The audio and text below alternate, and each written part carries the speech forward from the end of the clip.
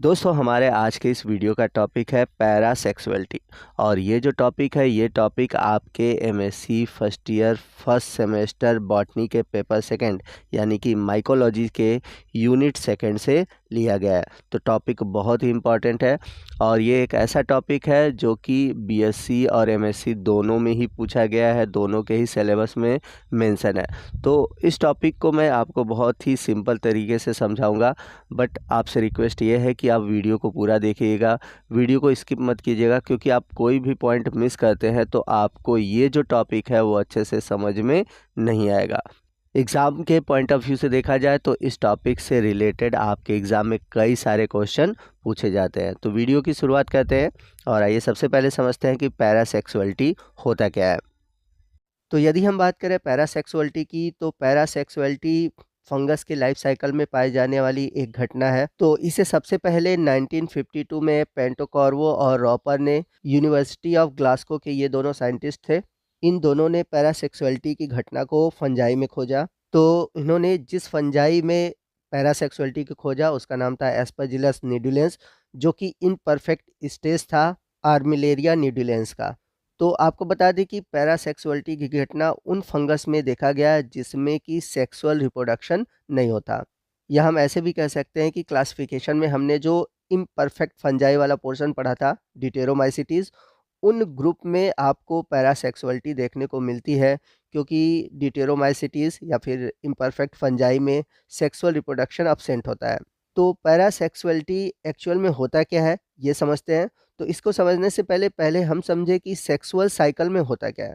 तो कोई भी सेक्सुअल साइकिल होता है फंजाई के केस में, तो उसमें सबसे पहले चलता है प्लाज्मोगैमी, फिर उसके बाद चलता है कैरियोगैमी, और उसके बाद चलता है मियोसिस, जिसे हम हैप्लोडाइजेशन भी कहते हैं। तो फंजाई के सेक्सुअल लाइफ साइकिल में प्लाज्मोगैमी, कैरियोगैमी और मियोसिस एक के बाद एक सीक्वेंस में चलने वाली एक सामान्य घटना है। बट जो पैरासेक्सुअल स्पीसीज है, यानी कि ऐसी स्पीसीज जिसमें पैरासेक्सुअलिटी होती है, उनमें प्लाज्मोगैमी, कैरियोगैमी और मियोसिस ये तीनों सीक्वेंस में होती है, परंतु किसी स्पेसिफिक टाइम पर और किसी स्पेसिफिक पॉइंट पर, यानी कि किसी खास समय और किसी खास पॉइंट पे इनमें बदलाव देखने को मिलता है। और इस कारण ही इसे हम नॉर्मल सेक्सुअल साइकिल न कह के इसे हम पैरासेक्सुअल साइकिल कहते हैं। तो जैसे कि यदि हम किसी नॉर्मल फंजाई के अंदर सेक्सुअल रिप्रोडक्शन को देखते हैं, तो सेक्सुअल रिप्रोडक्शन के टाइम पे जो मेल गैमीट होता है और फीमेल गैमीट होता है, वो एक दूसरे से फ्यूज़ होते हैं। तो नॉर्मली आपको मेल और फीमेल न्यूक्लियस फ्यूज़ करते हुए मिलेंगे, और ये दोनों एक दूसरे के अपोजिट स्ट्रैंड होते हैं। तो नॉर्मल सेक्सुअल रिप्रोडक्शन में दो अपोजिट अलग अलग डिफरेंट स्ट्रैंड होते हैं न्यूक्लियस के। लेकिन पैरासेक्सुअलिटी में होता क्या है कि ऐसा फंजाई जिसमें कि सेक्सुअल रिप्रोडक्शन नहीं पाया जाता है, और एक ही स्ट्रैंड यानी कि एक ही न्यूक्लियस के अंदर हमें प्लाज्मोगैमी, कैरियोगैमी और मियोसिस देखने को मिलते हैं। तो इस तरह की जो इवेंट है इसे हम पैरासेक्सुअलिटी या फिर पैरासेक्सुअल साइकिल कहते हैं। यहाँ पर एक पॉइंट और भी है। जनरली हम लोग सेक्सुअल रिप्रोडक्शन में मियोसिस में क्रॉसिंग ओवर और जेनेटिक रिकॉम्बिनेशन को देखते हैं, परंतु पैरासेक्सुअल साइकिल में आपको माइटोसिस में ही क्रॉसिंग ओवर यानी कि जेनेटिक रिकॉम्बिनेशन देखने को मिलता है। तो ये भी बड़ा एक इम्पॉर्टेंट इवेंट है पैरासेक्सुअल साइकिल के अंदर। चूँकि जनरली हम सभी जानते हैं कि जो मियोसिस है उसी के केस में आपको जेनेटिक रिकॉम्बिनेशन यानी कि क्रॉसिंग ओवर देखने को मिलता है, परंतु यहाँ पर आपको माइटोसिस में ही ये चीज़ देखने को मिल रहा है। तो यहाँ पर आपको एक बात ये भी समझ में आ गई होगी कि यहाँ पर जो पैरासेक्सुअल साइकिल है आपको वेजिटेटिव सेल यानी कि सोमैटिक सेल में देखने को मिल रहा है। इसके अलावा जो सेक्सुअल रिप्रोडक्शन के साइकिल है प्लाज्मोगैमी, कैरियोगैमी, मियोसिस, ये भी देखने को मिलता है। तो ये सब इवेंट जब आपको सोमैटिक सेल में देखने को मिलते हैं तो उसे हम बोलते हैं पैरासेक्सुअल साइकिल। तो यहाँ पर लिखा हुआ है कि in some fungi true sexual cycle comprising of nuclear fusion and meiosis is absent. तो इनमें जो मियोसिस है वो बेसिकली अब्सेंट होती है। These fungi derive the benefits of sexuality through a cycle known as parasexual cycle.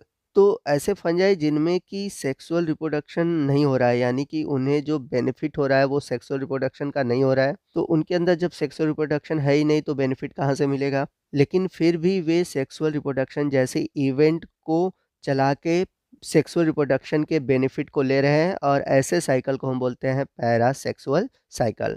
तो parasexual cycle में क्या-क्या सीक्वेंस है, क्या-क्या स्टेप इन्वॉल्व है, उसे समझने से पहले हम ये समझते हैं कि पैरासेक्सुअल साइकिल और जो नेचुरल सेक्सुअल रिप्रोडक्शन है, उसमें क्या डिफरेंस है। तो आप एक साइड देख सकते हैं कि लिखा हुआ है नॉर्मल सेक्सुअल साइकिल और दूसरी तरफ लिखा हुआ है पैरासेक्सुअल साइकिल।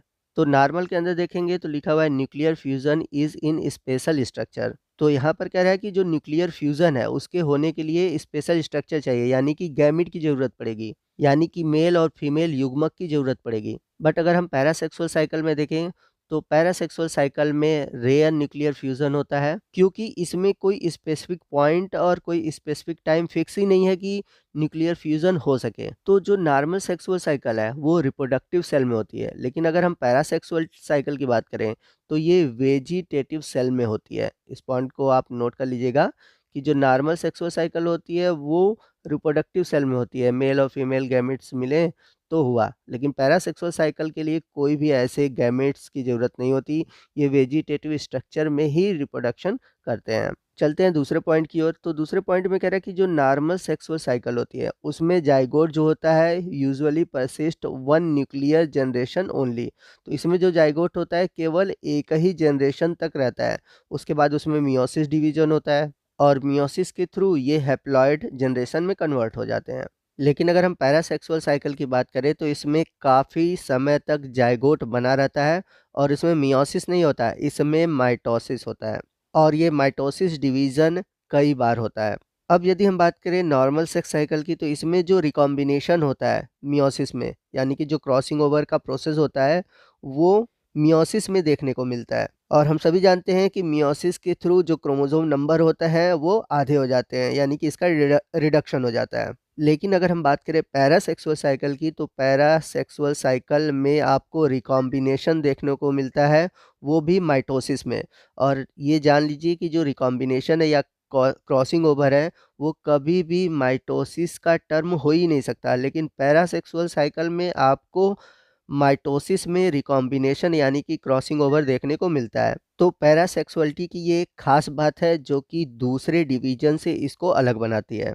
अब इसके बाद यहाँ पर लास्ट पॉइंट है product of meiosis readily recognized and isolated. तो नॉर्मल सेक्सुअल साइकिल में हम जो मियोसिस का प्रोडक्ट है उसको हम आसानी से रिकॉग्नाइज कर सकते हैं, पता लगा सकते हैं, क्योंकि इसमें जो प्रोडक्ट बनेगा वो अपने जनरेशन से सेम टू सेम देखने को मिलेगा, यानी कि अपने जनरेशन की तरह सेम टू सेम होगा।